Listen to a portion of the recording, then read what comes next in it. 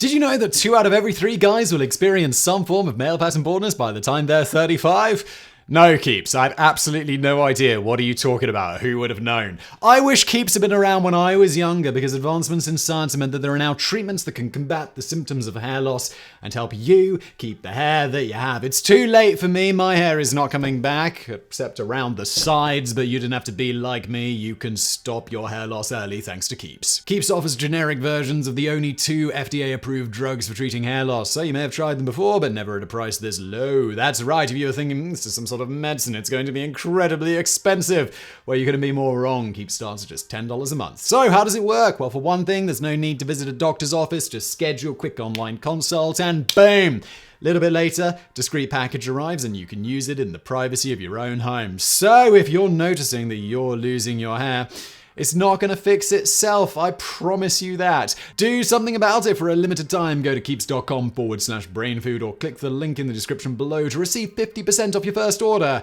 And now, today's video. The business of giving birth has long been a dangerous one for most of human history. An estimated 4% of all women died in pregnancy or childbirth due to infections, hemorrhages, and other complications. Starting in the mid-19th century, improvements in sanitation and new medical techniques steadily began to improve these odds, such that today in the United States, approximately 15 women die per 100,000 live births. But even as childbirth became increasingly safer, for many decades it remained just as painful as it always had been. Then, at the dawn of the 20th century, a miraculous new method for giving birth emerged in Germany, which promised to change everything. Known as Twilight sleep, the technique promised to banish forever the pain of childbirth, which had plagued womankind seemingly since there had been womankind, and it was enthusiastically championed by early feminists as a cornerstone of women's liberation. But like so many miracle cures, Twilight sleep proved to be too good to be true, and its use and abuse would lead to one of the most horrifying periods in the history of obstetrics. The widespread use of general anesthesia in medicine originated in the mid-19th century when pioneering doctors such as Horace Wells, William Morton, and James Simpson successfully demonstrated the use of substances like nitrous oxide, ether, and chloroform for pain management. But while anesthesia rapidly took off for use in surgery, doctors were initially reluctant to use it to ease the pain of childbirth. Much of this resistance was religious in nature, as Christian doctrine saw the pain of childbirth as a divinely ordained punishment for the original sin of Eve, as Genesis 3:16 declared, "I will make your pains in childbearing very severe. With painful labor you will give birth to children. Your desire will be for your husband, and he will rule over you." However, this taboo was shattered in 1853 when Queen Victoria gave birth to her 8th child, Prince Leopold, while under the influence of chloroform. Now bearing the royal seal of approval, the use of anesthesia in childbirth soon caught on among the upper classes and eventually the rest of society. But while a definite improvement, the use of chloroform was far from a perfect solution, for women in labor could not be completely knocked out lest they become unable to actively push out the baby. Then, in 1902, an Austrian physician named Richard von Steinbuchel developed a unique solution. Von Steinbuchel experimented with a drug called scopolamine, or hyoscine, derived from the deadly nightshade plant. Used in small doses to alleviate motion sickness, in higher doses, scopolamine is a powerful hypnotic, inducing a dissociative state and amnesia such that a patient remembers little or nothing of what happens while under the influence of the drug. By administering a carefully balanced combination of scopolamine and morphine, von Steinbuchel sought to alleviate the pain of childbirth without the need to render a woman completely unconscious. Properly administered, the drug combination would cause a woman to wake up from childbirth with no memory whatsoever of the ordeal. In 1906, Bernhard Kronig and Karl Gauss, obstetricians working in Freiburg, Germany, refined von Steinbuchel's method into a technique that they called Dämmerschlaf, or twilight sleep. When a pregnant woman first began experiencing contractions, she was given a dose of 1/150th of a grain of scopolamine and half a grain of morphine. 45 minutes later, another dose of scopolamine was given along with a memory test to determine the extent of the amnesiac effect. The procedure was repeated every half hour until the optimal dose of scopolamine was determined, with no further morphine being given for the remainder of the birthing process. As scopolamine had a tendency to induce violent delirium, the original Freiburg method for twilight sleep placed great emphasis on sensory deprivation. Women gave birth in dark darkened rooms, often blindfolded, with oiled cotton pushed onto their ears, while nurses wore uniforms designed to minimize noise, all to limit distractions and promote peaceful sleep. Later that year, Koenig and Gauss presented their technique at the National Obstetrics Conference in Berlin, where they revealed that the use of twilight sleep resulted in fewer post-delivery complications and faster recovery times. Despite initial hostility from the obstetric community, the pair continued to refine the technique. By 1907, Carl Gauss was using twilight sleep on all of his pregnant patients, and within a few years, the State University Women's Clinic in Baden, where he worked, boasted the lowest rates of childbirth deaths and complications in the city. As the popularity of twilight sleep grew, patients from around the world began traveling to Germany to experience the miracle of painless childbirth. In 1912, an American woman named Cecil Stewart visited Freiburg to give birth to her second child. Stewart later described the experience as being like a fairy tale and enjoyed the clinic and its attentive staff so much that she stayed for a full month after giving birth. But the popularity of twilight sleep truly exploded in May 1914 when American journalist Marguerite Tracy and Constance Loop published an article titled Painless Childbirth in McClure's magazine, which praised the technique and the work of the Freiburg Clinic. The article triggered a flood of letters from readers inquiring where they could find doctors willing to perform the procedure.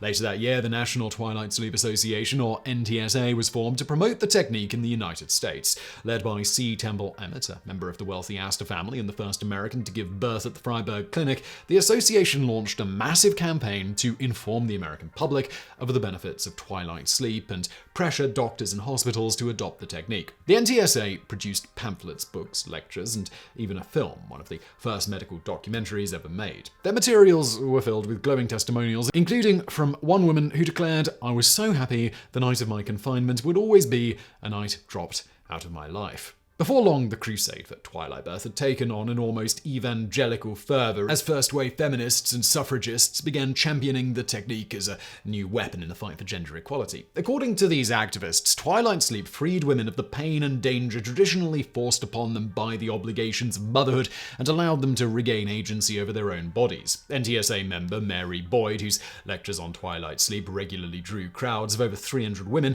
framed the fight for twilight sleep as a battle against the patriarchal medical establishment, declaring, "Twilight sleep is the dawning of a new era for women, and through her, for the whole human race. But you women will have to fight for it, for the mass of doctors are opposed to it. For the first time, the whole body of patients have risen to dictate to the doctors." Meanwhile, many American obstetricians remained skeptical of twilight sleep, not only because of scopolamine's unpredictable side effects, but also the German origins of the technique. With the First World War raging overseas, many saw women who used twilight sleep as being disloyal to the United States. Yet many doctors caved to public pressure and traveled to Freiburg to learn the trendy new method. But unfortunately, for an entire generation of women, the technique did not transplant well to America. Thanks to the efforts of the NTSA, the demand for twilight sleep far outstripped the supply of doctors and nurses capable of performing the procedure. Thus, while the original Freiburg method was a highly personalized and attentive affair, its practitioners taking years to learn and perfect the technique, few American hospitals were able to lavish such care and attention on any given patient. In America, the technique was largely administered by overworked, poorly trained nurses, and while German doctors took the time to customize the scopolamine dose for each patient, American patients all received the same standardized dose.